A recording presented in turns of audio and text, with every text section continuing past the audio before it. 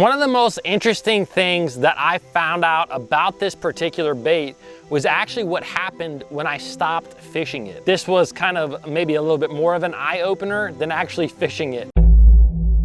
Well, hey guys, Tyler Berry here with Bass Fishing HQ, and today I'm doing kind of another review of a JDM product, another Japanese lure. I'm actually doing a soft plastic lure. I'm really kind of excited because it just looks really good. I like it for a lot of different applications, and hopefully I can show you why this might be one of the best soft plastics that you probably don't own.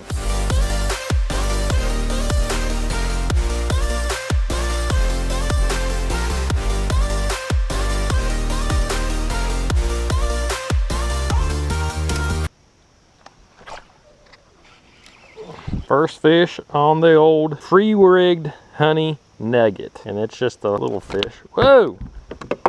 Oh. Oh, and there he goes. All right, guys, today we're talking about the Jackall Honey Nugget, not to be confused with the chicken nugget. Kind of has that crawfish action that a lot of baits have, but the thing that I like about it is it's actually really wide and kind of thick, and honestly, it's like a bluegill in the water. We have a lot of crawl style baits on the market that really represent a crawl really well, but this one not only represents a crawfish, but it really represents a bluegill. This particular model is 3.8 inches. They also make one in 3 inches, and there's a number of different ways that you can rig it. I believe that the original intention of this lure was to rig it on a free rig, and that's the way that I'm gonna fish it a little bit today. I'll probably fish it on a free rig, a Texas rig, maybe weightless, maybe on the back of a jig. I'm gonna do a little bit of fishing, a little bit of a reviewing. Very interesting soft plastic. I'm really pumped to see how this is in the water. I mean, the honest question is, how can you even just resist fishing a lure that's called a Honey Nugget? I mean, that's honestly what drawed me to it. I think you could fish this thing weightless too. I might try that here in just a little bit because it has a lot of weight to it just by itself. You know, kind of like a Senko style bait that has a lot of weight. Oh, there's a fish right there too. Oh gosh. Woo! Golly. Here we go. There we go. Lost my Honey Nugget, but look at that fish. Look at that guy's fin. Looked like I got a little jacked up. Golly, that was fun. Nice little fish. A couple of big things that I loved about it. I'm gonna talk about some of the pros about this particular bait and then some of the negatives, some of the cons. One thing that I thought was really cool was that it skips phenomenally. The sucker skips really well. I mean, did you see that? I mean, it just literally skipped right in there. Like, I thought the bounty fish was a good skipping bait. This might be equal to that. You know, the deal might be actually to skip it under stuff and then let it kind of fall like a Senko almost. Just a real natural fall. I mean, it looks like a dying bait fish is what it looks like. Yeah, dude, that skips like a freaking peach. Not that a peach actually skips. I also fish it on the back of a jig. See if I can get it right up in side there, right there. Ooh. Woo-hoo. That was fun. Come up there while I was swimming it. Little fish. Maybe he's got a big sister. Let's go find your sister. Oh, there's another one. I guess he didn't have a sister, but he had a brother. I would say identical twins. You think if you have twins, you gotta have somebody watching them, you know? Grandma, I would say, probably grandma.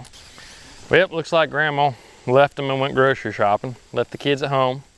Said, y'all can fend for yourselves. I really wish I would have picked up the 3-inch size of this bait because the 3.8 seemed a little bit big on the back of a jig. I think a 3-inch would be perfect on the back of a jig. Now, another thing that I thought was unique about the bait is it really had a pretty good smell to it. I'll tell you one thing, this package smells disgusting, but like in a good way. You know what I'm saying? Like this thing, oh, I mean, it kind of smells like power bait. That scent, I mean, nasty smelling, but you know, it catches fish type of smell. I bet you could put this on the back of a buzz bait.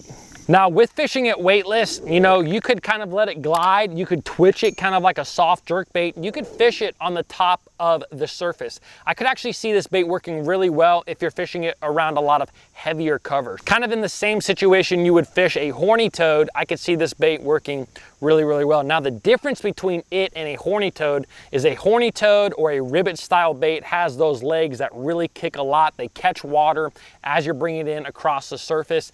This bait really didn't do that. The legs did kick slightly, but it wasn't the kicking action that you get from those other baits. See if I can't catch a fish right on the tip of that tree right there.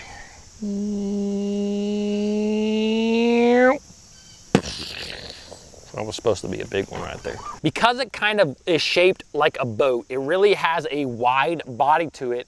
It really has a very unique gliding action, a very unique natural fall to it. That really natural fall, I think a lot of times can get fish to bite when they don't want to. You know, I think about a weightless wacky stickworm, you know, one of the most popular baits that's ever been created, and it has that really slow, unique, natural fall to it. And this has a little bit more of a glide, not so much a shimmy, but that gliding action to me is just really unique. I can see it working really well on the back of a Carolina rig. I didn't have that rigged up today, but as you would sweep that rod with the Carolina rig, that bait is probably gonna glide up and then kind of glide down. And that is something that would be really unique as opposed to other plastic baits that are more or less just gonna drag across the bottom. It's a very soft lure as well, and we're going to talk about that actually right now when it actually comes to the negatives of this bait. It's really the biggest negative that I saw with this bait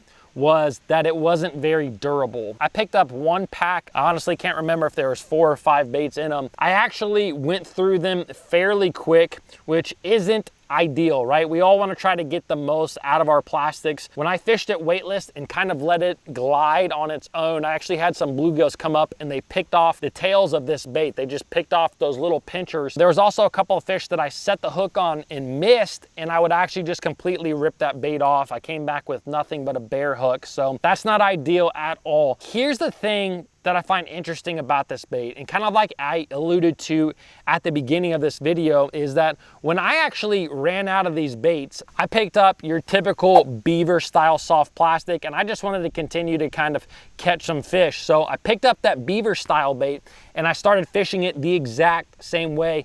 And the thing that I thought was really interesting was that it took me a long time to get bit on that beaver style bait. Like, it took 30 minutes for me to get bit on the beaver, where I was almost constantly getting bit on the Honey Nugget. So could it have been the color? Sure. Could it have been the action was a little bit different between them?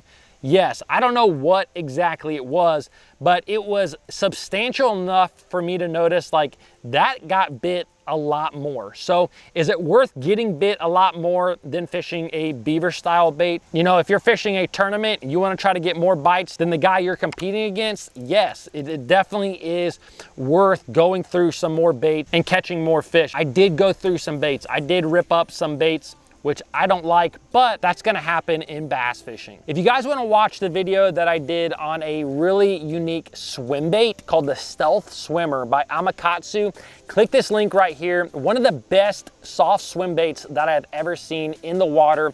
I hope you enjoyed this video. If you did, give it a like, comment below, and subscribe. I'll see you guys in the next video.